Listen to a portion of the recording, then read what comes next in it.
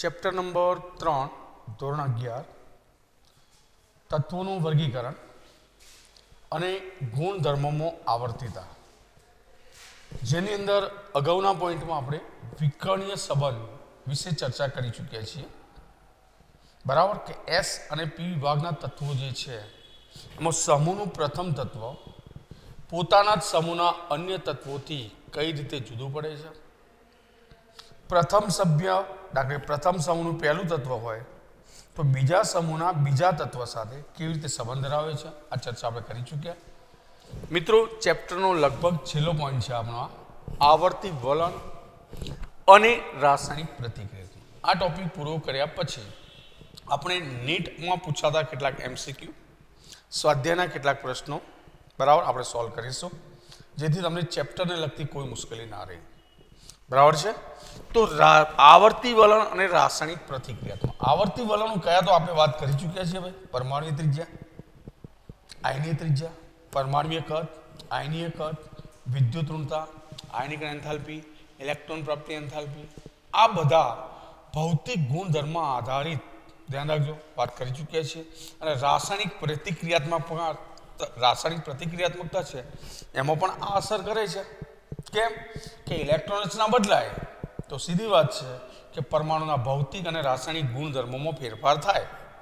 અને એટલે પહેલી જ સ્પષ્ટ વાત છે કે કોઈ પણ તત્વના ભૌતિક કે રાસાયણિક ગુણધર્મો છે એ વાસ્તવમાં શું છે, એ તત્વોની ઇલેક્ટ્રોન રચનાની જ અભિવ્યક્તિ છે. ધ્યાન રાખજો.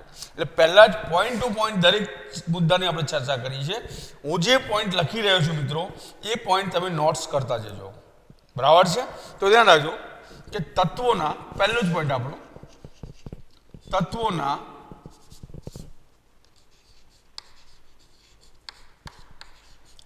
ભૌતિક અને રાસાયણિક ગુણધર્મો.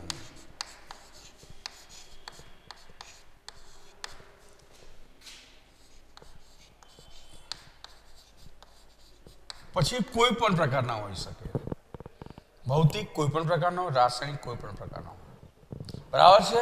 તો તત્વોના ભૌતિક અને રાસાયણિક ગુણધર્મો એ તત્વોની ઇલેક્ટ્રોન રચનાની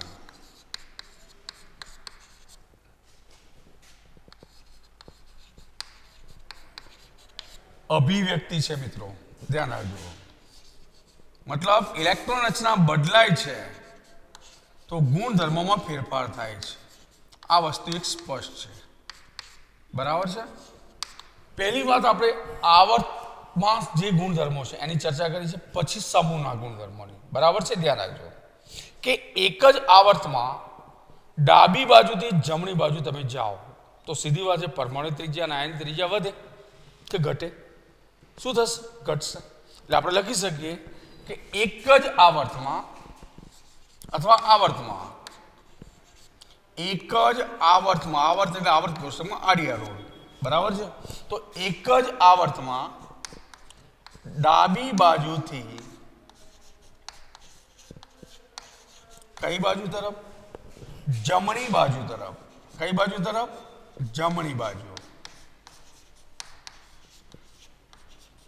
તરફ જતા શું થાય? ફેરફાર થાય છે મિત્રો. પરમાણ્વીય ત્રિજ્યા, કઈ ત્રિજ્યા? પરમાણ્વીય ત્રિજ્યા. અને આયન હોય તો શું કહેવાય? આયનીય ત્રિજ્યા.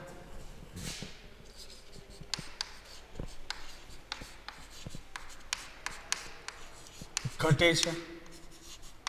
આ વસ્તુ સ્પષ્ટ છે મિત્રો. ધ્યાન રાખજો કે એક જ આવર્તમાં તમે ડાબી બાજુથી જમણી બાજુ ગયા તો પરમાણુ ત્રિજ્યા અને આયનીય ત્રિજ્યા મિત્રો શું થાય છે? ઘટે છે. અને પરિણામે આવર્તમાં આયનિક એન્થાલ્પીનું મૂલ્ય શું થાય? વધે છે. ધ્યાન રાખજો. આપણે લખી શકીએ પરિણામે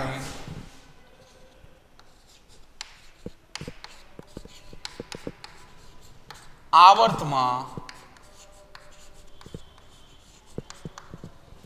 આયનીકરણ એન્થાલ્પીનું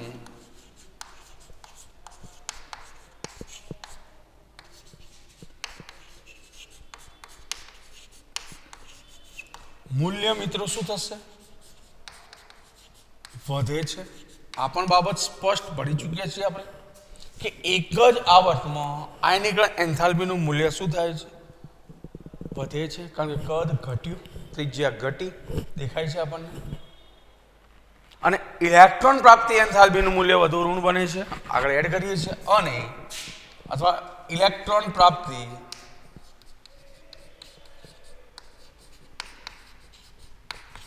એન્થાલ્પીનું મૂલ્ય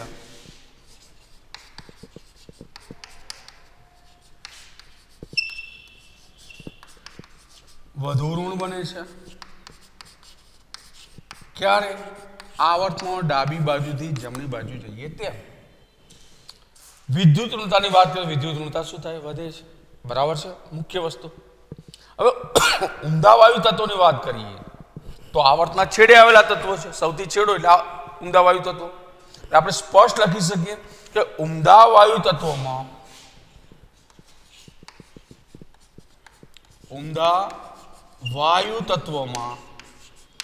શું પરિસ્થિતિ છે? તો બાહ્યતમ કક્ષા. કઈ કક્ષા? બાહ્યતમ કક્ષા એટલે કે સંયોજકતા કક્ષા. ઇલેક્ટ્રોનથી સંપૂર્ણ ભરાયેલી છે. ધ્યાન રાખજો. કેવી છે? ઇલેક્ટ્રોનથી સંપૂર્ણ ભરાયેલી. બરાબર છે. તો ઇલેક્ટ્રોનથી સંપૂર્ણ ભરાયેલી હોવાથી તેમની ઇલેક્ટ્રોન પ્રાપ્તિ એન્થાલ્પીનું મૂલ્ય મિત્રો શું હશે? ધન. તો તેમની ઇલેક્ટ્રોન પ્રાપ્તિ એન્થાલ્પી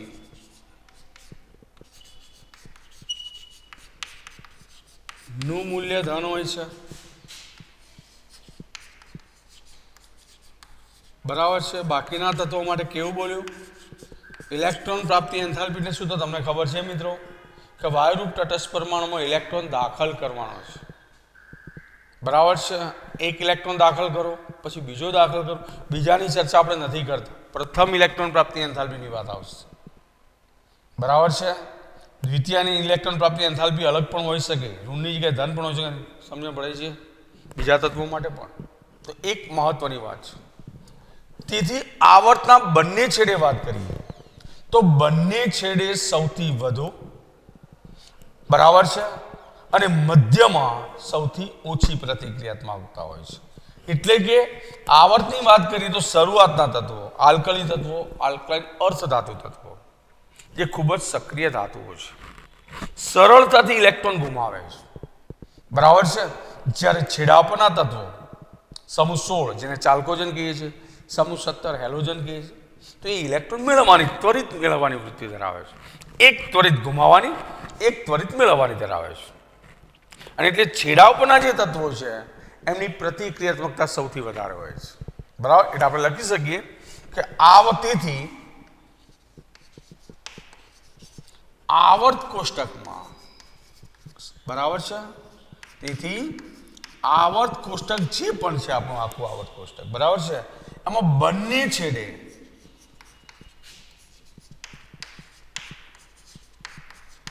સૌથી વધુ, બંને છેડે કેવી? સૌથી વધુ, અને મધ્યમાં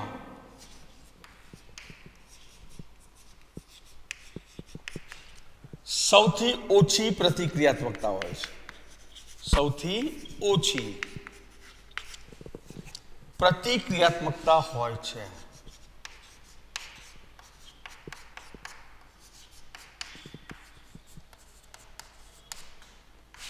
આ વસ્તુ એક ખાસ યાદ રાખજો. આવર્ત કોષ્ટકની વાત આવે તો બંને છેડે રહેલા તત્વો સૌથી વધારે સક્રિય કહેવાશે, જ્યારે મધ્યમાં રહેલા તત્વોની પ્રતિક્રિયાત્મકતા ઓછી હોય છે. બરાબર છે. એટલે આવર્તની વાત કરીએ તો ડાબી બાજુના તત્વો જે છે એટલે કે આલ્કલી ધાતુ, બરાબર છે, ઇલેક્ટ્રોન ગુમાવીને શું બનાવશે? ધન આયન. બરાબર છે. એટલે આપણે લખી શકીએ આમ આવર્તમાં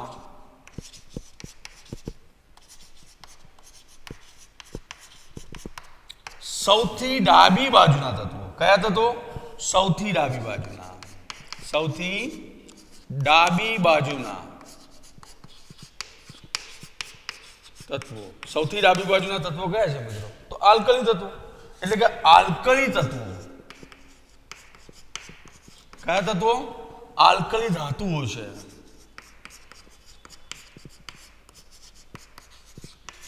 શું કરશે? તો સરળતાથી, ધ્યાન રાખજો, સરળતાથી ઇલેક્ટ્રોન ગુમાવીને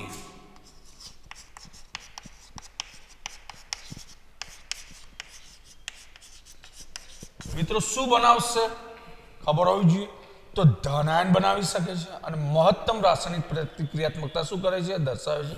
એટલે ઇલેક્ટ્રોન ગુમાવીને સરળતાથી ધન આયન બનાવે છે, એટલે અથવા તો સરળતાથી ઇલેક્ટ્રોન ગુમાવીને ધન આયન બનાવે છે.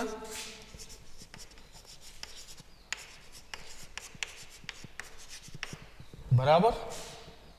અને સરળતાથી ધન આયન બનતો હોય તો સામે એવું તત્વ જ હશે કે સરળતાથી ઇલેક્ટ્રોન મેળવતું હોય, અને એટલે ધ્યાન રાખજો, ધન આયન બનાવે છે અને મહત્તમ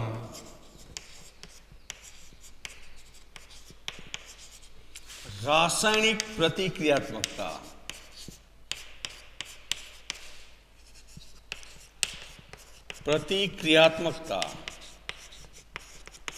ધરાવે છે. મિત્રો આ પોઈન્ટ જરા નોંધી લેશો. આ દરેકે દરેક મુદ્દા ખૂબ જ અને ખૂબ જ મહત્વના છે મિત્રો. બરાબર છે? આ ધ્યાન રાખજો જરા. બરાબર.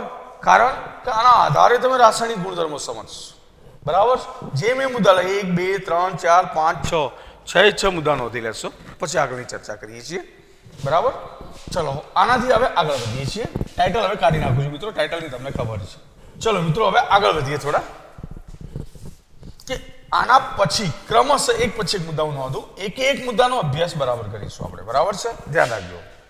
હવે આ ગુણધર્મ જે છે ઇલેક્ટ્રોન ગુમાવવાનો કે મેળવવાનો જે હોય, તો આ ગુણધર્મનો સંબંધ, બરાબર, આ ગુણધર્મ કયો ગુણધર્મ હાલ કયો? તો આલ્કલી ધાતુઓ છે એ સરળતાથી ઇલેક્ટ્રોન ગુમાવી ધન આયન બનાવે છે, એટલે એમની પ્રતિક્રિયાત્મકતા સૌથી વધારે. બરાબર. એટલે આ ગુણધર્મનો સંબંધ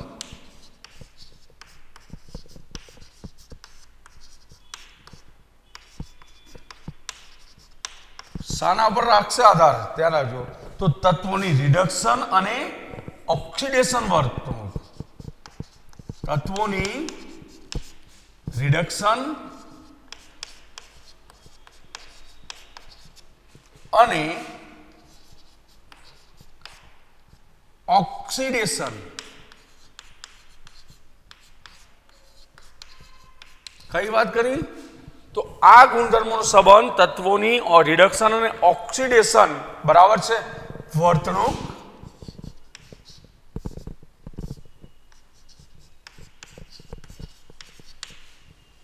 તેમજ બીજું કયું?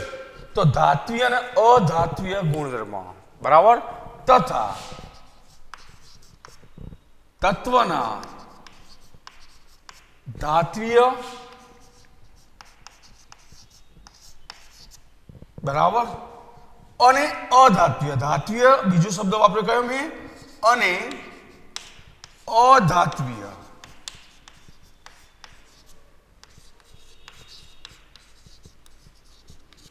સાથે સીધો સંબંધ ધરાવે છે. આ મગજમાં ખાસ રાખજો. કારણ કે ધાતુ તત્વનો મૂળ ગુણધર્મ શું? ઇલેક્ટ્રોન ગુમાવવાનો. બરાબર છે? ધાતુ ઇલેક્ટ્રોન ગુમાવે, મેળવે નહીં. ધાતુનો ઋણાયન સંભવી શકતો નથી. એનો મતલબ કે શરૂઆતના તત્વો સરળતાથી ઇલેક્ટ્રોન ગુમાવે છે. બરાબર છે? એટલે શરૂઆતના તત્વો ધાતુઓ છે, તો જેમ જેમ આગળ જઈશું એમ ધાતુ ગુણધર્મમાં શું થશે મિત્રો? ઘટાડો થશે. અને કયા ગુણધર્મમાં વધારો થશે? અધાત્વિય ગુણધર્મમાં. બરાબર છે? મુખ્ય વસ્તુ આ છે કે ઇલેક્ટ્રોન ગુમાવવાની વૃત્તિ કેવી છે, બરાબર, મેળવવાની વૃત્તિ કેવી છે. ઇલેક્ટ્રોન ગુમાવવાની વૃત્તિ વધારે હશે તો એનો ગુણધર્મ ધાત્વિય હશે, અને ઇલેક્ટ્રોન મેળવવાની વૃત્તિ વધારે હશે તો એનો ગુણધર્મ અધાત્વિય હશે. એ તો સ્પષ્ટ બાબત છે. અને એટલે આપણે લખી શકીએ કે આવર્તમાં ડાબી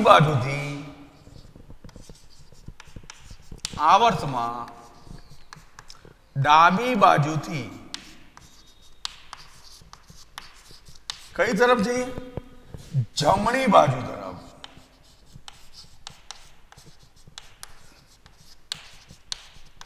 જતા શું થશે મિત્રો? બોલો.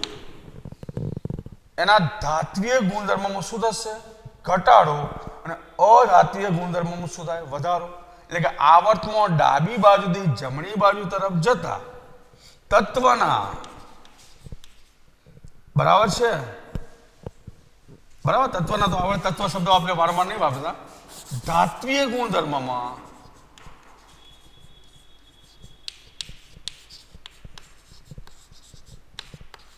મેં હાલ કહ્યું શું થશે? ઘટાડો. જ્યારે અધાત્વીય ગુણધર્મમાં શું થાય છે? વધારો થાય છે.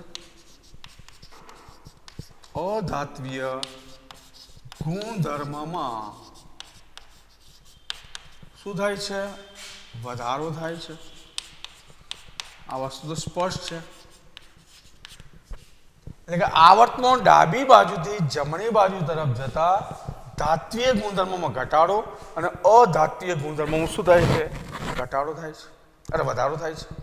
અને તત્વોની રાસાયણિક પ્રતિક્રિયાત્મકતા જો ભણવી છે બરાબર, તમને ઓક્સિજન અને હેલોજન સાથે પ્રક્રિયા કરીને દર્શાવી શકાય. બરાબર, એટલે સ્પષ્ટ દર્શાવું છું કે તત્વોની રાસાયણિક પ્રતિક્રિયાત્મકતા. મિત્રો આ ખાસ સમજો આ મુદ્દો કે તત્વ જે છે એની રાસાયણિક પ્રતિક્રિયાત્મકતા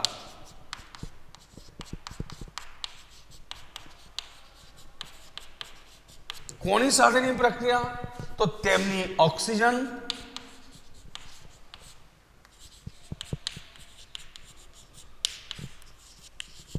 બરાબર છે અને હેલોજન સાથે. અને બીજું કયું તત્વ?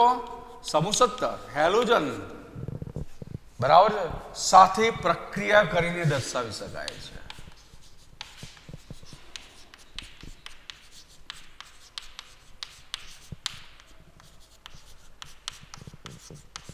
તો મિત્રો આ કેવી રીતે? મૂળ વસ્તુ આ છે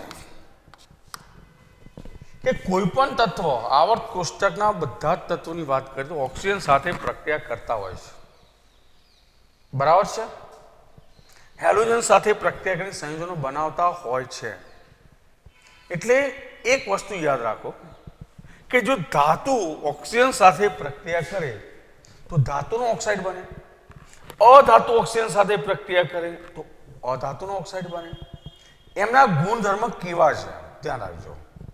હંમેશા ધાતુની વૃત્તિ ઇલેક્ટ્રોન ગુમાવવાની છે, ઓક્સિજન મેળવવાની છે. ઓક્સાઇડ એસિડિક કે બેઝિક કેવી રીતે કહેવો? તો ધ્યાન રાખો, જે ઓક્સાઇડને પાણીમાં ઓગાળતા બેઝ ઉત્પન્ન કરે તો બેઝિક ઓક્સાઇડ, એસિડ ઉત્પન્ન કરે એસિડિક ઓક્સાઇડ. એસિડ બેઝ બંને તરીકે વર્તો હોય. એસિડ સાથે પ્રક્રિયા કરે બેઝ તરીકે વર્તે, બેઝ સાથે પ્રક્રિયા કરે એસિડ તરીકે વર્તે તો ઉભય ગુણધર્મી ઓક્સાઇડ. અને કોઈ પ્રક્રિયા દર્શાવતો ન હોય તો એ તટસ્થ ઓક્સાઇડ. અને એટલે આપણે લખી શકીએ છીએ, ધ્યાન રાખજો કે આવર્તના બંને છેડે રહેલા તત્વો, આવર્તના બંને છેડે રહેલા તત્વો, પછી ડાબી બાજુ હોય કે જમણી બાજુ હોય, તો બંને છેડે રહેલા તત્વો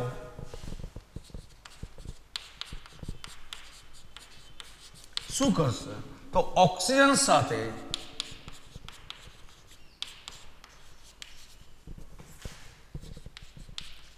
સરળતાથી,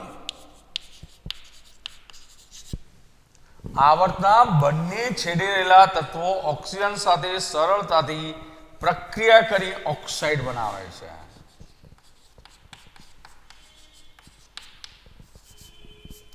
પ્રક્રિયા કરીને શું કરશે મિત્રો? ઓક્સાઇડ બનાવે છે.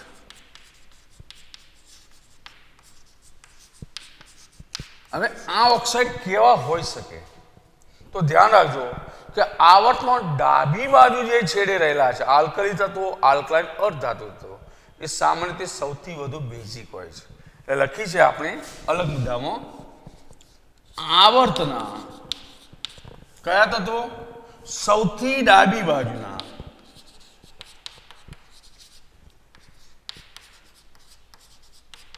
બરાબર છે. સૌથી ડાબી બાજુના કયા લીધા મેં? આલ્કલી અને આલ્કલાઇન. ધ્યાન રાખજો. તો આવર્તના સૌથી ડાબી બાજુના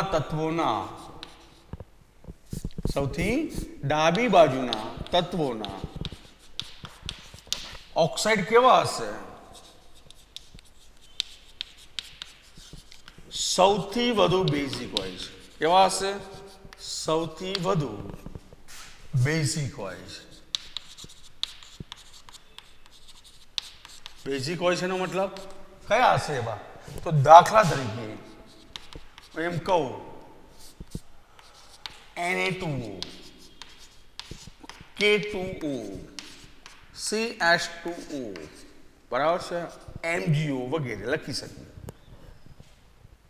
બરાબર. મતલબ આલ્કલી તત્વો અને આલ્કલાઇન અર્ધધાતુ તત્વોના ઓક્સાઇડ હંમેશા કેવા હોય? બેઝિક હોય. મિત્રો એમસીક્યુ માટે આ મુદ્દો ખાસ યાદ રાખશો. એ જ રીતે જમણી બાજુના તત્વો આવર્તના કયા તત્વોની વાત કરીએ? સૌથી જમણી બાજુના.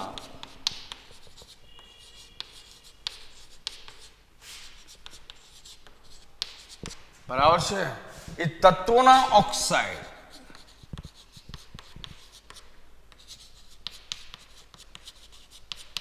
કેવા હશે મિત્રો? તો સૌથી વધુ એસિડિક હોય છે. કેવા હોય છે? સૌથી વધુ એસિડિક હોય છે.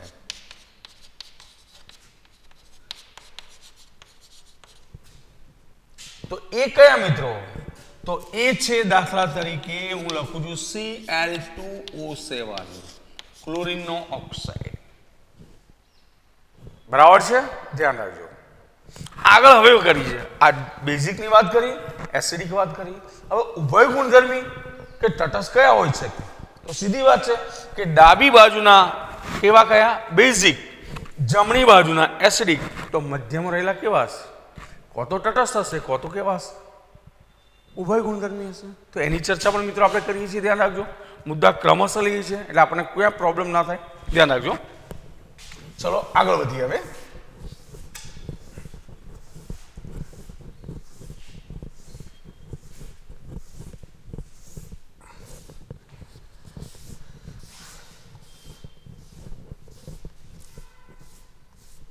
તો ધ્યાન રાખજો. મધ્યમાં રહેલા તત્વોના એક જ મુદ્દામાં ત્રીજો મુદ્દો લીધો. મધ્યમાં રહેલા તત્વોના ઓક્સાઇડ કેવા હશે? તો ઓક્સાઇડ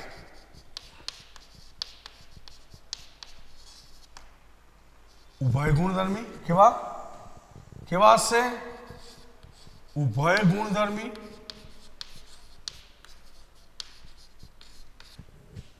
અથવા કેવા હશે? અથવા તટસ્થ હોય છે.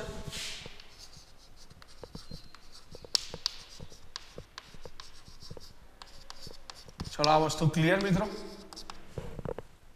શરૂઆતના તત્વો કેવા ઓક્સાઇડ બનાવશે? બેઝિક. અંતિમ છેડાના તત્વો કેવા બનાવશે? એસિડિક. તો મધ્યમાં રહેલા તત્વોના ઓક્સાઇડ કો તો ઉભય ગુણધર્મી હશે, કો તો તટસ્થ હશે. ચલો હું દાખલા કે ઉભય ગુણધર્મી ઓક્સાઇડ લખું.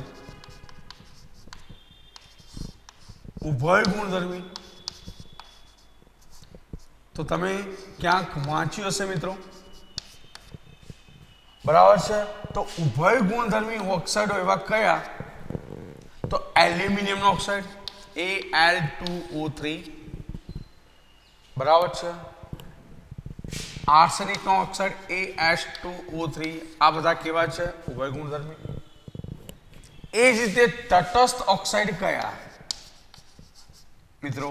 તો તટસ્થ ઓક્સાઇડમાં CO છે, NO છે, N2O છે. આ મધ્યમ રહેલા તત્વો છે. તો આ તત્વોના ઓક્સાઇડ મિત્રો કેવા છે? તટસ્થ છે. ધ્યાન રાખજો. બરાબર. મુખ્ય વસ્તુ આ ખાસ મગજમાં રાખજો. બરાબર. ચલો એના પછીની આગળ વાત કરીએ છીએ આપણે મિત્રો તો એના પછીનામાં એક વસ્તુ ખાસ ધ્યાન રાખજો કે આ જે ઉભય ગુણધર્મી ઓક્સાઇડ છે એ કેવા છે? તો એસિડ અને બેઝ બંને સાથે પ્રક્રિયા કરી શકે છે, બરાબર છે. એટલે આપણે લખી શકીએ ઉભય ગુણધર્મી ઓક્સાઇડ, ઉભય ગુણધર્મી ઓક્સાઇડ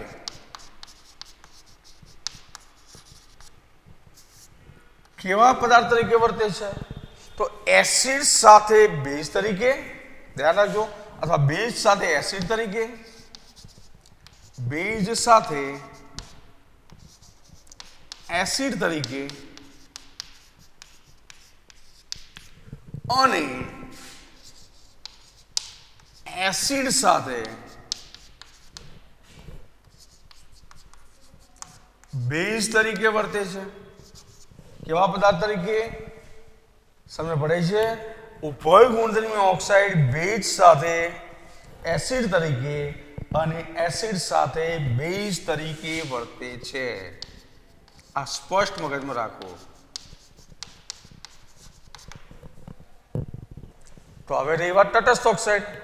તો તટસ્થ ઓક્સાઇડ એસિડિક કે બેઝિક હોતા નથી. લખી શકીએ આપણે જ્યારે તટસ્થ ઓક્સાઇડ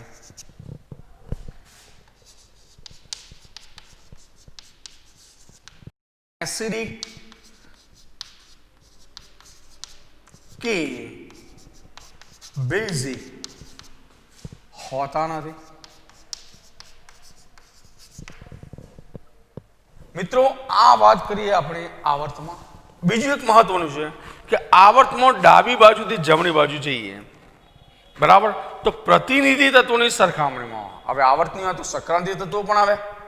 તો સંક્રાંતિ તત્વોની જે છે એની પરમાણુ ત્રિજ્યામાં થતો ફેરફાર બહુ ઓછો હોય છે, બરાબર, શરૂઆતના તત્વો અંતિમ તત્વો કરતા. એટલે આપણે લખી શકીએ કે આવર્તમાં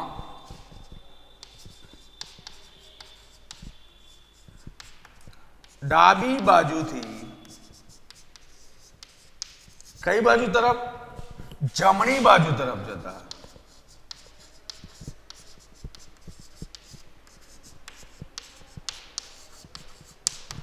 આવર્તમાં શું થાય છે? ડાબી બાજુથી જમણી બાજુ તરફ જતા પ્રતિનિધિ તત્વો કયા?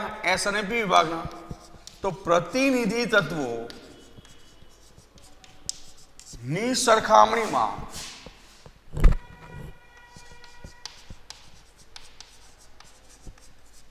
પ્રતિનિધિ તત્વો મિત્રો કયા કયા છે? આપણે એસ અને પી વિભાગના. તો પ્રતિનિધિ તત્વોની સરખામણીમાં સંક્રાંતિ તત્વો, એમાં પહેલી સંક્રાંતિ શ્રેણીની વાત કરીએ, 3D શ્રેણી.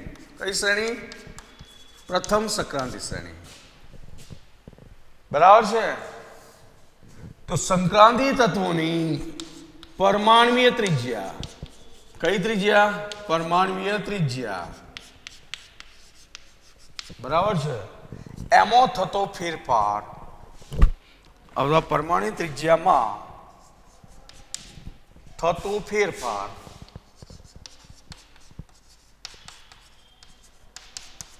બહુ ઓછો હોય છે. કેવો હોય છે? બહુ ઓછો હોય છે. એક વસ્તુ આ થઈ, બરાબર છે. સંક્રાંતિ તત્વોની જે આયનિક એન્થાલ્પીના મૂલ્યની વાત કરીએ તો એસ અને પી વિભાગના વચ્ચે. હવે એફ વિભાગની પણ વાત કરી દઈએ. એસ આવી, પી આવી, તો ડી આવી, તો એફ પણ લઈ લઈએ. તો બીજી મહત્વની વાત કે પરમાણુ ત્રિજ્યામાં થતો ફેરફાર, પરમાણ્વીય ત્રિજ્યામાં થતો ફેરફાર જે આંતર સંક્રાંતિ તત્વો, કયા તત્વો? પહેલી શ્રેણીની, જેને લેન્થેન કહે છે. આંતર સંક્રાંતિ તત્વો કઈ શ્રેણીમાં વાત કરું છું? 4F શ્રેણીમાં. 4F શ્રેણીમાં તો પરમાણ્વીય ત્રિજ્યામાં થતો ફેરફાર આંતર સંક્રાંતિ તત્વોમાં તેનાથી એટલે સંક્રાંતિ તત્વો, એનાથી બરાબર છે. પરમાણુ ત્રિજ્યામાં થતો ફેરફાર એ આંતર સંક્રાંતિ તત્વોમાં સંક્રાંતિ તત્વોથી પણ કેવો છે? ઓછો જોવા, એટલે કે સંક્રાંતિ તત્વોથી પણ ઓછો જોવા મળે છે.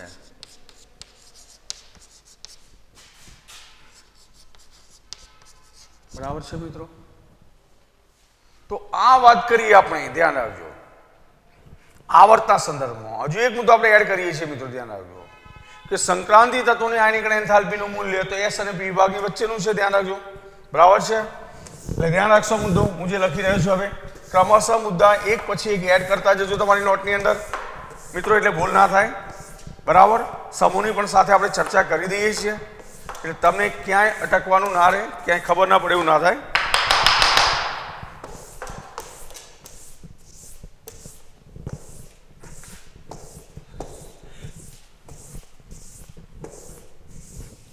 તો મિત્રો ધ્યાન રાખજો કે સંક્રાંતિ તત્વોની આયનીકરણ એન્થાલ્પીનું મૂલ્ય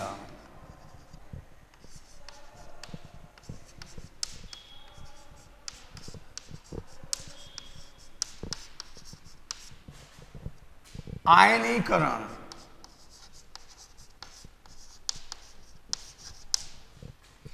એન્થાલ્પીનું મૂલ્ય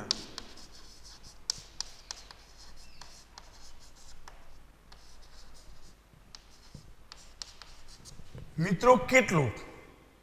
તો આપણે સ્પષ્ટ લખી દઈએ એસ અને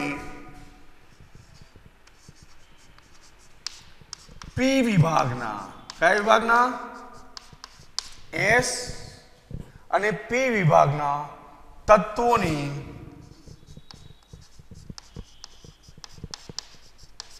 વચ્ચેનું મૂલ્ય છે.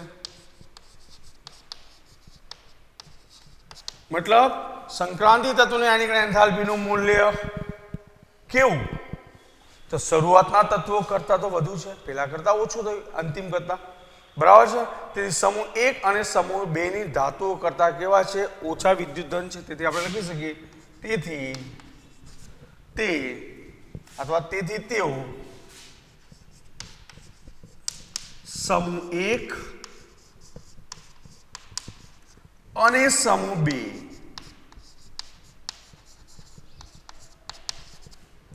ની ધાતુઓ કરતા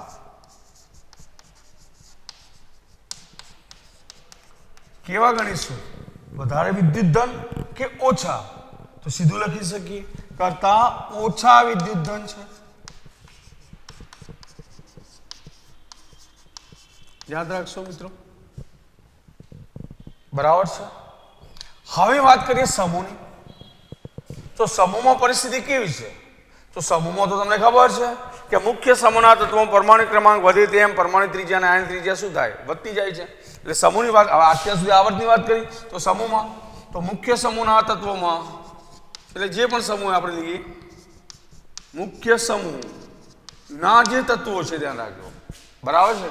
ના તત્વોના સમૂહમાં એટલે ઉપરથી નીચે જાઓ તો પરમાણુ ક્રમાંક વધે કે નહીં? બરાબર. તો તત્વોના પરમાણ્વીય ક્રમાંકના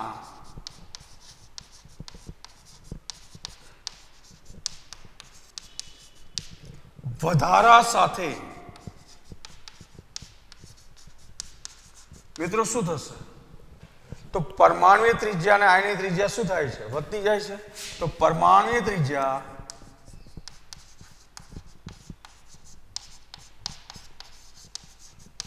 અને આયનીય ત્રિજ્યા શું થાય છે મિત્રો? સ્પષ્ટ છે, વધે છે અથવા વધતી જાય છે. બરાબર છે.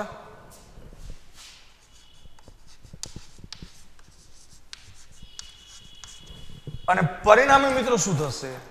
તો પરિણામ આપણે લખી શકીએ પરિણામે આયનીકરણ એન્થાલ્પી. કઈ એન્થાલ્પી? આયનીકરણ એન્થાલ્પી શું થાય છે મિત્રો? તો ઘટે છે, એટલે કે ઘટતી જાય છે. બરાબર છે. એક વસ્તુ તો ક્લિયર છે કે પરમાણુ ત્રિજ્યા વધે, આયનની ત્રિજ્યા વધે તો આયનિક એન્થાલ્પી વધે છે. ઇલેક્ટ્રોન પ્રાપ્તિ એન્થાલ્પી શું થાય તો નિયમિત રીતે ઘટતી જાય છે. આપણે લખી શકીએ ઇલેક્ટ્રોન પ્રાપ્તિ એન્થાલ્પી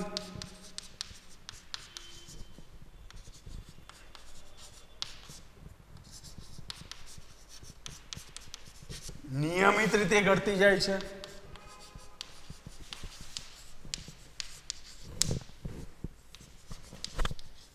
બરાબર છે, આ સ્પષ્ટ વાત છે. આવર્તમાં તો એનાથી વિપરીત. બરાબર છે, જો કે અપવાદ રૂપે ત્રીજા આવર્તના તત્વમાં આવશે.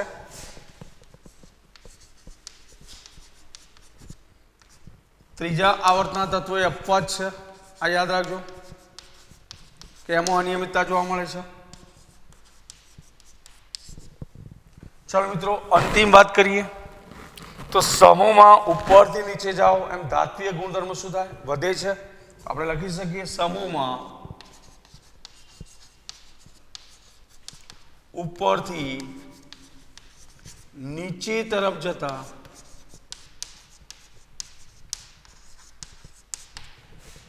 ધાત્વીય ગુણધર્મ, કેમ કે ઇલેક્ટ્રોન ગુમાવવાની વૃત્તિ વધવાની, તો ધાત્વીય ગુણધર્મ શું થાય છે વધે છે. અને અધાત્વીય ગુણધર્મ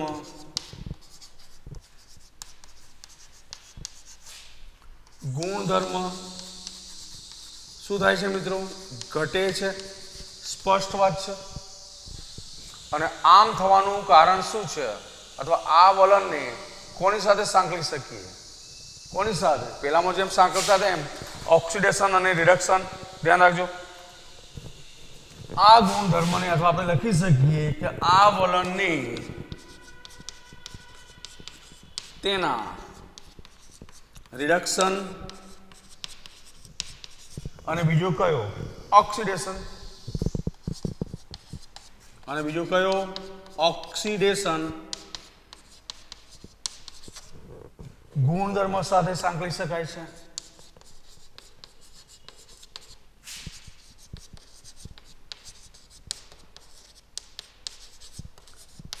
બરાબર છે મિત્રો. તો આ થયું આવર્તી વલણ અને રાસાયણિક પ્રતિક્રિયાત્મકતા. મિત્રો ધ્યાન રાખો, દરેક મુદ્દા ખાસ નોંધી લેશો. કોઈ મુદ્દો આપણે બાકી રાખ્યો નથી ચર્ચામાં, દરેક મુદ્દાને અહીંયા આવરી લીધા છે એટલે ધ્યાન રાખશો. બરાબર છે. હવે મિત્રો અહીંયા ચેપ્ટરનો અંતિમ જે ટોપિક હતો પૂરો કર્યો છે. પછીના લેક્ચરમાં આપણે સ્વાધ્યાયના કેટલાક પ્રશ્નો જે તમને ડિફિકલ્ટી સ્વરૂપ લાગતા હોય એ, બરાબર છે, અને કેટલાક MCQ જે નીટ JEE માં પૂછાયેલા હોય છે એની ચર્ચા આપણે કરીશું. Okay, thank you.